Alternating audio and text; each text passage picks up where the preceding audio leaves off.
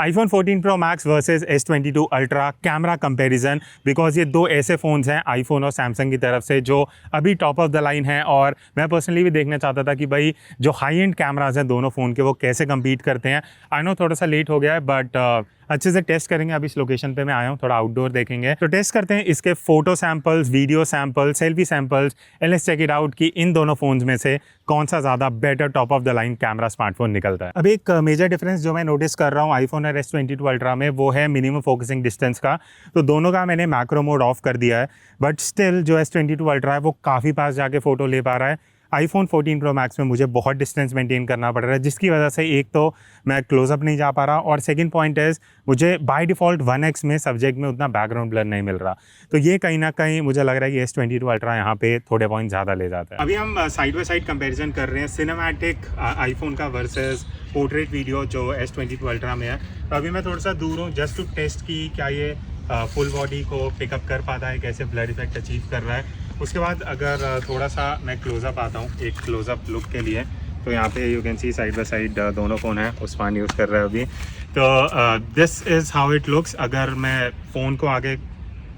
मैं कैमरा को आगे करता हूँ तो एक पता लग जाएगा कि भाई फोकस शिफ्ट कैसा हो रहा है। कैमरा से वापस मेरे फ़ोन पे वापस अगर मैं कोई सब्जेक्ट लेके आता हूँ इस तरीके से एंड फिर हटाता हूँ तो दोनों में से कौन कितना जल्दी फोकस शिफ्ट कर रहा है, कौन फोकस ले भी रहा है कैमरा पे या नहीं ले रहा। तो ये एक टेस्ट है जो देखने लायक होगा। बाकी आसपास काफ़ी ग्रीनरी है तो हमने सोचा यहाँ पे कुछ टेस्ट लेते हैं, बिकॉज ये एक्चुअल टेस्ट होगा टू सी कि कौन अच्छे से ब्लर कर रहा है बैकग्राउंड को, एज डिटेक्शन कैसा आ रहा है। क्योंकि दोनों को मैंने मीडियम ब्लर उस पर रखा है, स्ट्रेंथ पे। दोनों एकदम मिनिमम या मैक्सिमम पे नहीं है, just to see how they perform. तो अभी हमने स्विच किया 3x मोड पे जस्ट टू सी कि भाई दोनों आपस में 3x मोड में कैसे compete करते हैं। 1x तो आपने सैम्पल देख लिया होगा, बिकॉज 3x में क्या है थोड़ा सा जूम इन हो जाता है और ब्लर इफेक्ट, एज डिटेक्शन अब ज़्यादा अच्छा पता लगेगा, रेजोल्यूशन कैसा है। सो एक बार कैमरा भी वापस आगे ले आता हूँ, बिकॉज ये टेस्ट मैं इसलिए कर रहा हूँ कि अगर फेस नहीं है और सब्जेक्ट आगे आ रहा है तो कैसे दोनों एक दूसरे पे compete कर रहे हैं, कौन किस पे कैसे कितना फास्ट फोकस शिफ्ट कर रहा है, जस्ट टू चेक दैट। कुछ और एक दो सब्जेक्ट्स लेते हैं, नॉन ह्यूमन सब्जेक्ट्स, और उस पर देखते हैं कि ये 3x कैसे काम कर रहा है। Now moving on to portraits, यहाँ पे S22 अल्ट्रा काफ़ी बेटर परफॉर्म कर रहा है फॉर फ्यू रीजंस। सबसे पहले आप भी यहाँ साइड बाय साइड इमेजेस देख सकते हो, that is the blur effect. तो आईफोन 14 प्रो मैक्स में क्या हो रहा है, थोड़ा सा आर्टिफिशियल लगना शुरू हो जाता है और एज डिटेक्शन उतना नेचुरल मुझे नहीं लगा। इट्स जस्ट लाइक कि उसने जस्ट कटआउट बनाया आपका और आपको क्लियर रखा, बाकी सब आउट ऑफ फोकस कर दिया। But S22 ultra is just like जो एक डिजिटल कैमरा इफेक्ट क्रिएट करता है कि gradually depth of field create होती है, ब्लर इफेक्ट आता है।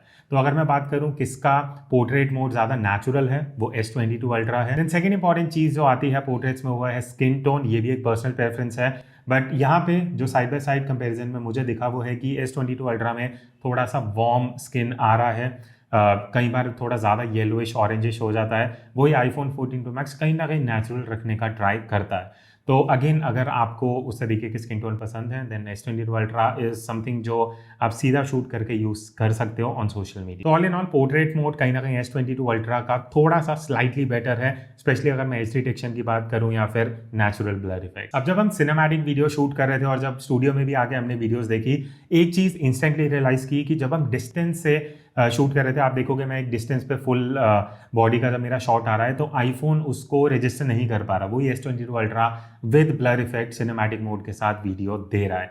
तो अगर आप फुल बॉडी शॉट्स ले रहे हो with cinematic effect, S22 ultra काफ़ी अच्छा काम करेगा। आईफोन इतना इजीली उसको रजिस्टर नहीं करेगा। बट चीज़ें चेंज होती हैं जब थोड़ा क्लोजअप शॉट्स आते हैं, या फिर मान लेते हैं इस तरीके से जब मैं कैमरा आगे लेके आ रहा हूँ अपने फेस के आगे, या कुछ ऐसा है जब आप नॉन ह्यूमन सब्जेक्ट्स का सिनेमैटिक मोड या पोर्ट्रेट वीडियो शूट कर रहे हो, तो आईफोन 14 प्रो मैक्स का सब्जेक्ट डिटेक्शन बहुत अच्छा है। S22 अल्ट्रा सब चीज़ को एज अ होल लेके उसको फोकस में रख रहा है, बैकग्राउंड टू ब्लर कर रहा है। तो अगर मैं बात करूँ प्रोफेशनल आउटपुट की तो कहीं ना कहीं iPhone is doing a better job. But हाँ, अगर आप 3x पे जाके सिनेमैटिक वीडियो शूट करोगे तो आईफोन का जो फुटेज है वो इज़ लाइक आप उसको यूज़ भी नहीं कर सकते, इतना लो क्वालिटी लगता है, ब्लर इफेक्ट बहुत अननेचुरल सा है, एज डिटेक्शन बहुत बेकार लगता है। बट 3x में सरप्राइजिंगली S22 अल्ट्रा का आउटपुट एक्चुअली काफ़ी अच्छा है और वो आप यूज़ भी कर सकते हो बीट ऑन सोशल मीडिया या फिर यूट्यूब चैनल पे। तो अभी हम इसका 1x का साइड बाय साइड कंपैरिजन कर रहे हैं वीडियो का। ऑडियो भी मैं आपस में स्विच करता रहूँगा ताकि आपको आइडिया लग जाए कि अगर आप सिर्फ वीडियोस करना चाहते हो दोनों फ़ोन से विद ए ह्यूमन सब्जेक्ट तो कैसा आपको आउटपुट मिलेगा। ये अभी 1x पे है, दोनों 4K पे हैं, तो जस्ट वांटेड टू सी कि भाई जो वीडियो जो दोनों का काफ़ी स्ट्रॉन्ग पॉइंट है, स्पेशली आईफोन। अब हम एक इंटरेस्टिंग टेस्ट कर रहे हैं, दैट इज़ डायनामिक रेंज की। ये लोग एक्सपोजर कैसे आपस में कम्पीट करते हैं। तो अभी एकदम बैकलाइट है तो आपको मेरे पीछे पूरा ब्राइट सा है एक्चुअली, बट ये दोनों मुझे कैसे एक्सपोजर एडजस्ट कर रहे हैं विद दिस ब्राइट बैकग्राउंड वो देखने लायक होगा। और उसी टाइम अगर हम एकदम से स्विच करते हैं इस तरफ को जहाँ पे लाइट डायरेक्ट मेरे ऊपर आ रही है, तो कैसा ये फ्लक्चुएशन हुआ है, कैसे एक्सपोजर दोनों एडजस्ट कर रहे हैं। यहाँ पे कुछ शैडो एरिया, एक बार यहाँ पे भी चलते हैं।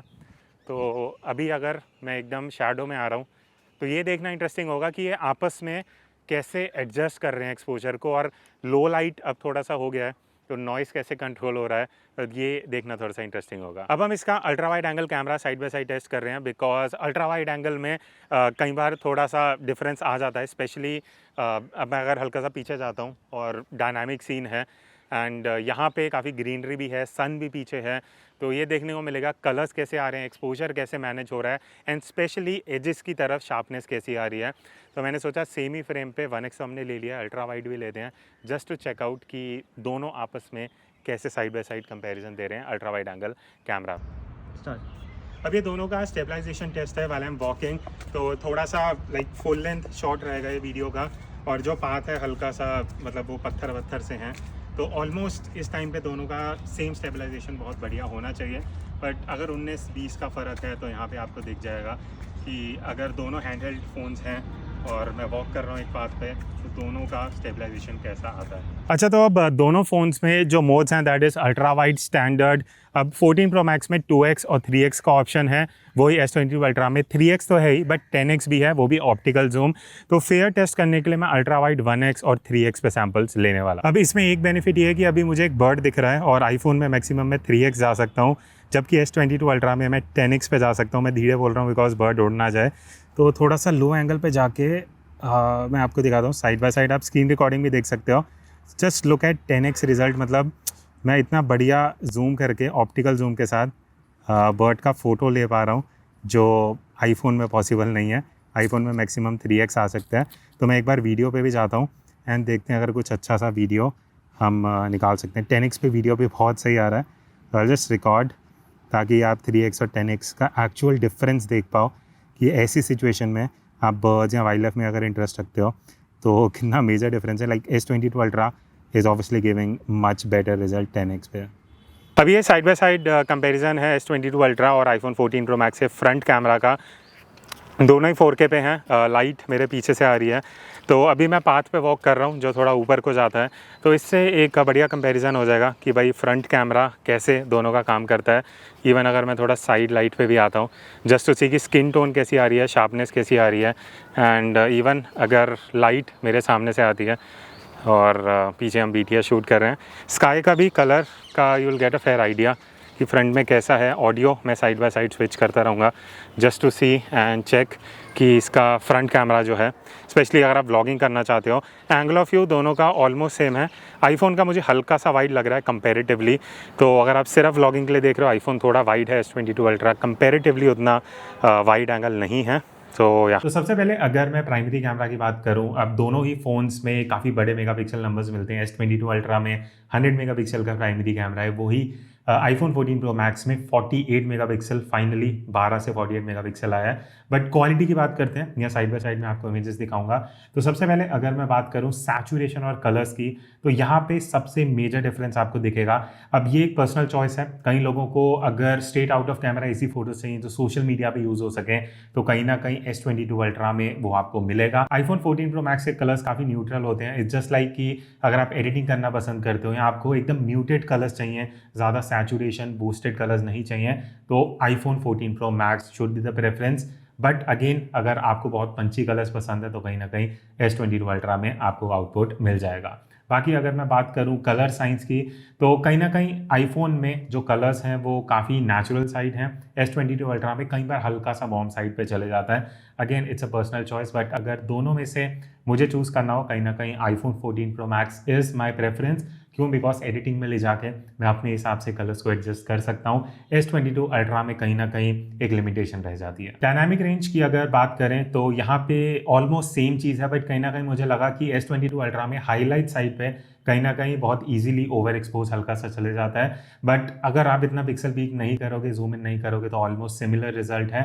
बट हाँ, अगर मैं बात करूँ कि जहाँ पे बहुत डायनामिक सीन है, जहाँ स्काई भी है, शैडोज भी हैं, तो iPhone 14 Pro Max कहीं ना कहीं थोड़ा सा बेटर काम कर जाता है। Moving on to sharpness, again अगर मैं जूम इन करके इमेजेस को अच्छे से देखूंगा, स्पेशली अगर आप इस इमेज में देखोगे जो हाईलाइट एरिया है, टेक्सचर की अगर मैं बात करूं, iPhone 14 Pro Max वाली फोटो में टेक्सचर दिख रहा है, S22 अल्ट्रा में वो ऑलमोस्ट गायब हो चुका है। और जैसे ही हल्की सी लाइट कम होती है, सैमसंग S22 अल्ट्रा में जो टेक्सचर या डिटेल्स या शार्पनेस है वो कम होनी शुरू हो जाती है। आईफोन उसको काफ़ी अच्छे से मेंटेन करके रखता है। तो अगर टेक्सचर आप ज़्यादा शूट करते हो, आपको शार्पनेस ज़्यादा इंपॉर्टेंस रखनी है, तो कहीं ना कहीं iPhone 14 Pro Max वहाँ पे थोड़ा बेटर परफॉर्म करता है। देन एक डिफरेंस जो मैंने देखा दोनों को जब मैं साइड बाय साइड यूज़ कर रहा था, 14 Pro Max में इस बार एंगल ऑफ व्यू हल्का सा नैरो हो चुका है। तो अगर आप स्टैंडर्ड कैमरा यूज़ कर रहे हो तो S22 अल्ट्रा में आपको हल्की सी वाइड इमेज मिलेगी, तो वो एक छोटा सा पॉइंट है। बट अगर आपके लिए वो मेजर डिफरेंस होता है तो कहीं ना कहीं S22 अल्ट्रा आपको स्टैंडर्ड मोड में ज़्यादा वाइड एंगल फोटोज देगा। तो ऑल इन ऑल अगर मैं स्टैंडर्ड या प्राइमरी कैमरा की बात करूं,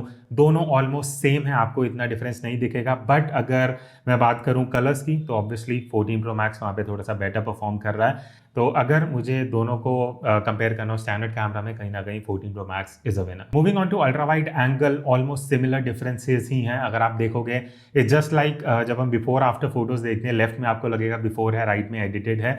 क्यों? बिकॉज S22 अल्ट्रा के कलर्स काफ़ी सैचुरेटेड, काफ़ी बूस्टेड और काफ़ी कॉन्ट्रास्टी इमेज आती है। अगेन आपको अगर ready to use on social media images चाहिए, S22 अल्ट्रा अल्ट्रा वाइड में आपको दे देता है। बट वही अगर आप 14 Pro Max से ले रहे हो तो आपको थोड़ा बहुत एडिटिंग करके फिर उसको यूज़ करना पड़ेगा। पर एक जगह जहाँ पे अगेन मैं बोलूँगा कि 14 Pro Max का थोड़ा सा बेटर परफॉर्मेंस है, वो है शार्पनेस टुवर्ड्स दी एजेस। तो अल्ट्रा वाइड एंगल में कई बार क्या होता है, एजेस में सॉफ्टनेस बहुत इजीली आ जाता है, तो वहाँ पे मुझे हल्का सा लगा कि 14 Pro Max का बेटर परफॉर्मेंस है। तो अभी हमने इसके थोड़े लो लाइट सैंपल्स भी लिए हैं और क्लियर डिफरेंस आपको साइड बाय साइड खुद दिखेगा। सबसे पहली चीज़, अगर आप ये फोटो देखोगे, अगर बोर्ड्स को आप ध्यान से देखो, डायनामिक रेंज की मैं बात करूँ तो iPhone 14 Pro Max बहुत अच्छे से हैंडल कर रहा है, बोर्ड्स अच्छे से पढ़े जा रहे हैं, टेक्स्ट दिख रहा है, इवन अगर डार्क पार्ट्स हैं वहाँ भी बहुत अच्छा डायनामिक रेंज मेंटेन हो रहा है। S22 अल्ट्रा में कहीं ना कहीं जो ब्राइट पार्ट्स हैं वो ओवर एक्सपोज हो रहे हैं बहुत ईजिली। इवन अगर आप इन इमेजेस में स्काई देखोगे या जहाँ लाइट्स आ रही हैं और जहाँ शैडोज़ हैं, स्पेशली लो लाइट में नॉइज़ बहुत इजीली आ रहा है सैमसंग में। iPhone 14 Pro Max में वो चीज़ काफ़ी बेटर की जा रही है। इसका रीज़न ये है कि S22 अल्ट्रा में कहीं ना कहीं शार्पनेस ज़्यादा करने के चक्कर में वो नॉइस बहुत इजीली एनहांस हो रहा है, वही iPhone 14 Pro Max में वो थोड़ा सा सटल है। तो ये था पूरा detail camera comparison of iPhone 14 Pro Max versus S22 ultra. दोनों को ही मैं यूज़ कर रहा हूँ एज ए रेगुलर डिवाइसेस, तो मैंने सोचा क्यों ना कंपेरिजन किया जाए। आप लोगों ने रिजल्ट्स देखा, मैंने अपने व्यूज शेयर करे। This still remains my primary device, but अगर मुझे वीडियो शूट करनी है या मुझे स्टैंडर्ड फोटोज लेनी है, iPhone 14 Pro Max is the first preference. पर S22 अल्ट्रा का जो सबसे बड़ा बेनिफिट है वो है 10x ऑप्टिकल जूम, मतलब मैं ऑप्टिकली जूम करके बहुत क्लियर और शार्प फोटोज ले सकता हूँ, एंड स्पेशली सिनेमैटिक या पोर्ट्रेट वीडियो मोड। तो दोनों के अपने फायदे हैं। आप कमेंट करके बताना आपको दोनों में से किसका आउटपुट बेटर लगा। लेट्स सी दोनों में से कौन जीतता है। I see in the next video, तब तक take care and keep clicking.